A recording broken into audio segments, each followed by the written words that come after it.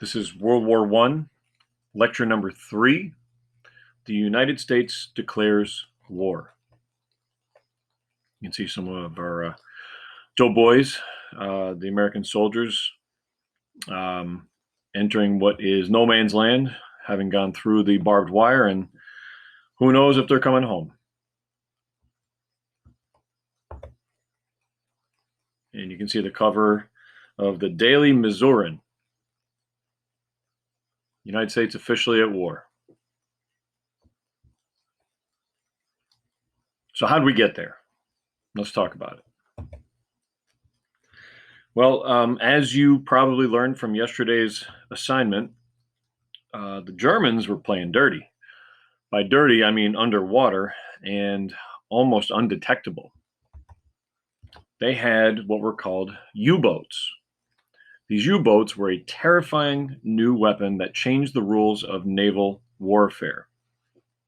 Ships couldn't see these German submarines that were sneaking up on them.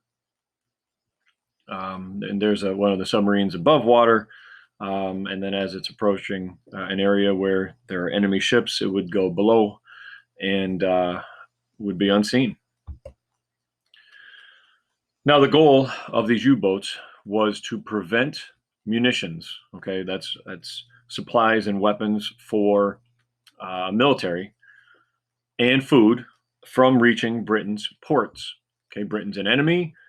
They need supplies, they need food, they need stuff from their allies. So the U-boats were going to intercept this stuff from getting there. Remember, one of the things about war, I'm saying remember, but I'm not sure that we talked about this. I think we did. One of the first things you go after outside of your enemy's military targets is the enemy's ability to make and move stuff. So if you knock out their ability, the enemy's ability to get food and supplies, military supplies to Britain, at some point, Britain is going to run out of military supplies. They may food, they can take care of some of that on their own, but at some point you could either starve them out or make them so weak militarily that they have to give up. By doing this, by playing, kind of dirty with these submarines, it enabled Germany to break a stalemate at sea. The British Navy, even though Britain is a small nation, the British Navy was considered the best of the best. And then the submarine warfare kind of equaled that out. Now, the problem was that not all the ships coming in to Britain were carrying weapons and supplies for the soldiers.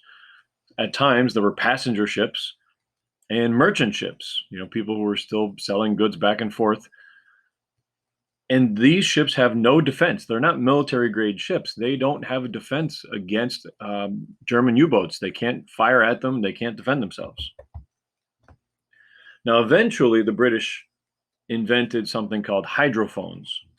And these hydrophones would help them detect the presence of submarines. And I keep saying that this was like playing dirty, and honestly, I guess all is fair in love and war, right? I mean, in a scenario like this, you're trying to win a war. You don't care about playing dirty if you're the Germans. But to the Americans, who we sometimes hold ourselves to a higher standard, or at least we used to, this looks like dirty tactics.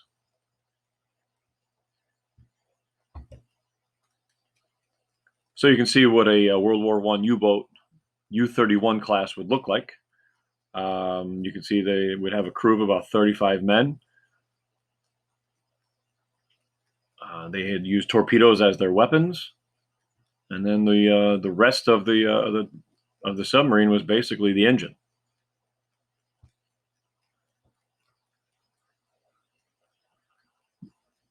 The range of these submarines is unbelievable. With the supplies and the fuel that they had on board, they could go almost 9,000 miles. That's unbelievable. Okay, so let's bring the United States into this, as I said we would.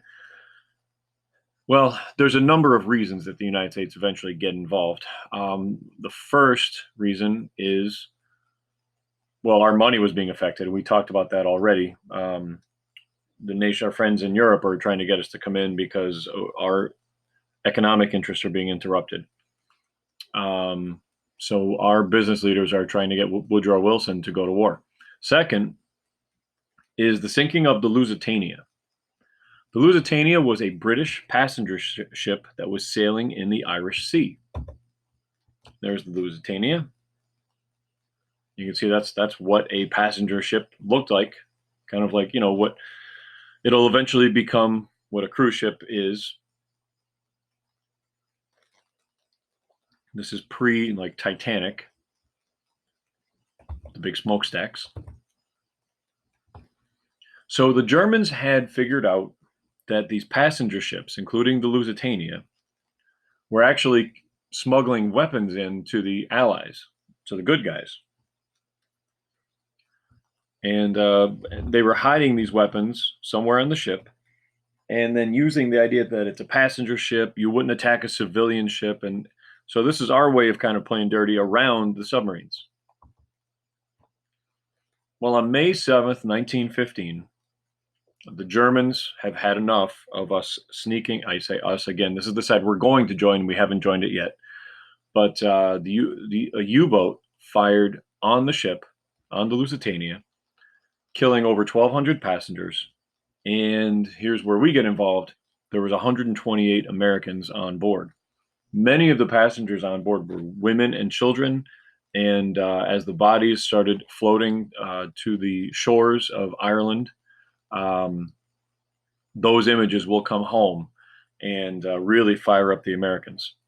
Now, to be fair, this ship left New York, and the Germans had actually taken out ads in the newspaper telling Americans, we suspect this ship is carrying weapons. We're going to blow it up. Don't get on board. And the Americans, they chose not to believe it. So nobody actually took pictures of the sinking of the Lusitania, but this is an artist's conception as to what people saw as the ship was sinking. Obviously, a torpedo is going to put a giant hole in the bottom of that boat, and as the boat takes on water, eventually it's going to bring it all in. And you can see some lifeboats there. There were survivors of this, but many, many died. President Wilson demanded that Germany stop its submarine warfare and ordered Germany to make payments to the victims' families. Those who lost loved ones deserve to be compensated for this. And Germany actually agreed to this. They agreed to stop attacking without any warning if the crew offered no resistance, which would allow them to board the ship and search it.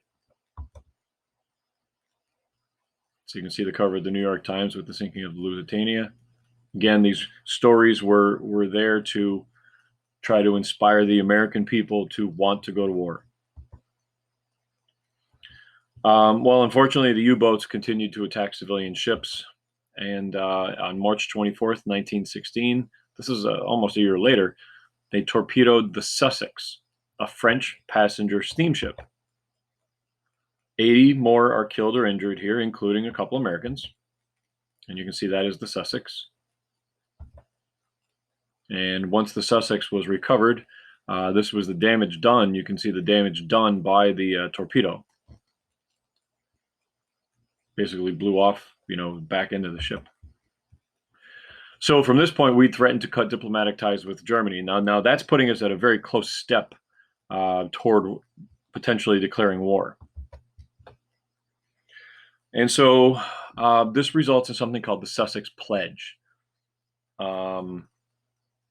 And this is where Germany's trying to keep us from getting involved because they know that, there's a lot of Americans. And if we show up over in Europe, it creates a problem for them. Right now, they're stuck in that stalemate over in Western Europe and France, fighting in the trenches against the British and the French and others. And then they've got the Eastern Front where they're doing very well going after Russia. But this Sussex Pledge once again promises to warn ships before attacking. All right, we're moving closer and closer to war. President Wilson, 1916, he ran for re-election on the slogan, "He kept us out of war." And of course, he can't run on the slogan, "He kept us out of war," and then as soon as he wins, turn around and declare war. He would look like someone who just lied to the American people just to get reelected, and then wanted to go to war. There's Woodrow Wilson. He had narrowly defeated the Republican Charles Hughes in November in 1916. Well, in January 1917, Germany ended the Sussex Pledge. They decided that they were going to continue unrestricted submarine warfare, and they were going to go after any civilian ships that potentially might be smuggling weapons into Britain. And they knew by doing this that they might bring the United States into war. But as I said, they thought that maybe they could win this thing before America gets there. They thought they could defeat Britain and win the war in France before we could make any difference. So it wouldn't be worth us going over it by that point. 1917 February, we once again broke off diplomatic relations. We had put them back with the Sussex Pledge, and now that that's gone, the diplomatic relations are broken. All right, the final straw comes down to something called the Zimmerman Note. And again, Wilson's trying to do whatever he can to keep us from going to war. He likes us being isolated. He likes us being neutral. Even though we're not really being neutral, we are supporting and supplying the British and the French as best we can. And like I said, we have a lot of American business investment over there. The British contacted us with what they said was the contents of an intercepted German telegram. It was written by a guy named Arthur Zimmerman, who was Germany's foreign secretary, and he made a secret or coded offer to Mexico. And basically the message was this: if Mexico declares war on the United States, then Germany would reward Mexico with American land in the Southwest. The idea being, America looks like they're getting ready to go to war over in Europe. So if Mexico can invade us, it would distract the Americans to have to fight Mexico, give time to Germany to finish off the war over in Europe, and then when they're done with the war in Europe, they would come over and help Mexico win some of the American Southwest land back from the United States. That is on the left, the actual Zimmerman telegram. Telegrams are something we haven't seen in a long, long time. Basically, it was messages that would be delivered faster than mail. They would be coded messages that would be sent to certain points in your town or city, and then they'd be sent over wire, and then through like code, and then they'd be decoded and then handed to you at your door or wherever you could pick it up. And you can see on the right is the actual translation of the code. Once we broke the code, or once the British broke the code, then we found out what they were planning. Neither Wilson or Mexico really took this telegram seriously, but it's just another thing added to the stack of reasons for us to go to war. The American people are tired of waiting. The British have done a good job in convincing us that we need to come and help them, and it looks like here we go. Now, something else happens that's going to make it more important that we get there, and we get there quick, that the United States gets involved quickly.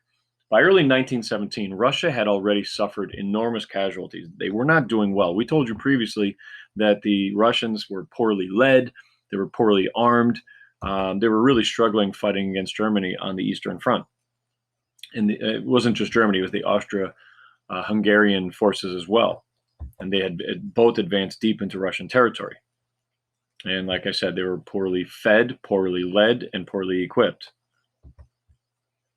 In March 1917, Tsar Nicholas II, there you can see Tsar Nicholas II, was forced to give up his throne in what is called the Russian Revolution.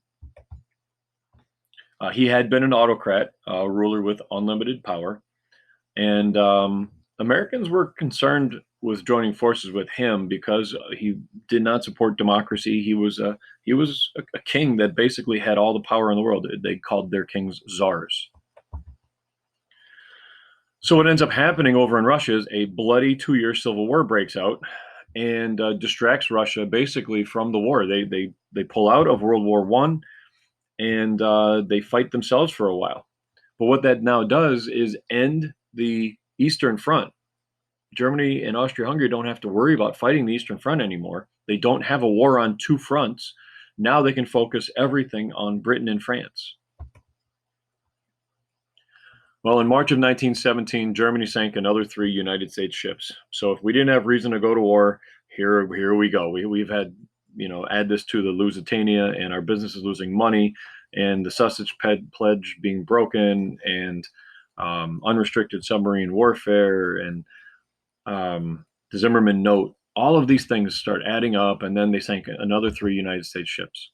Wilson's patience has run out at this point, and his cabinet, those are his advisors, voted unanimously to go to war. Now, that really is just advice from his cabinet. That doesn't mean that we're going to war. Now, he has to ask Congress for that potential.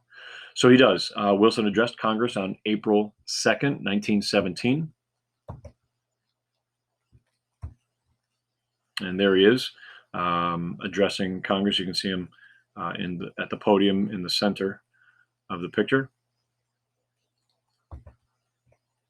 That is in the House of Representatives, where both the Senate and the House and the Joint Chiefs of Staff, his military advisors, and the Supreme Court, and everybody that's anybody was brought in to hear meetings like this. The war resolution passed both houses of Congress, and it was signed by Wilson on April 6th, 1917.